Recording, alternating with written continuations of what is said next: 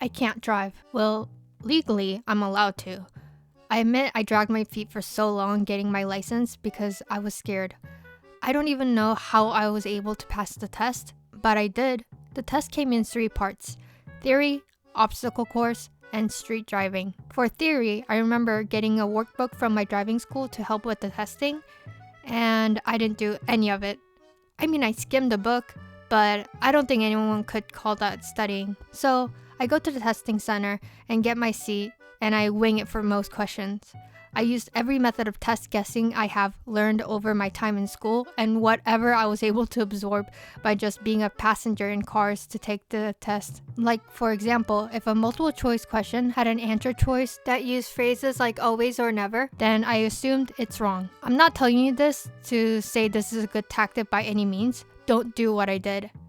Like, actually study. But I didn't.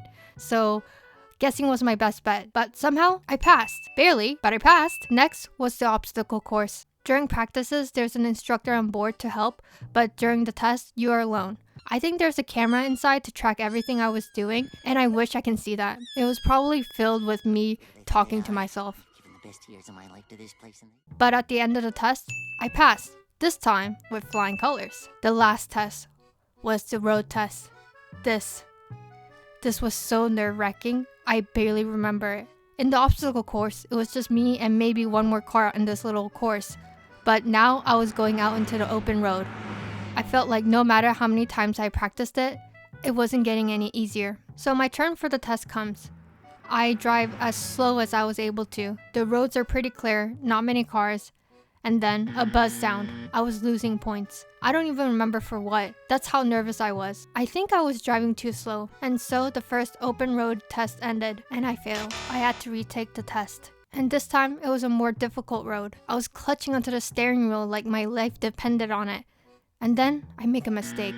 I gasp, looking back at the instructor and the road. And here I was thinking I failed yet again. We get out of the car at the end of the test and the instructor signs off on my license. It turns out I passed this time. I remember as soon as I got that signature, I went straight to the DMV with just minutes to spare and I got my license officially printed.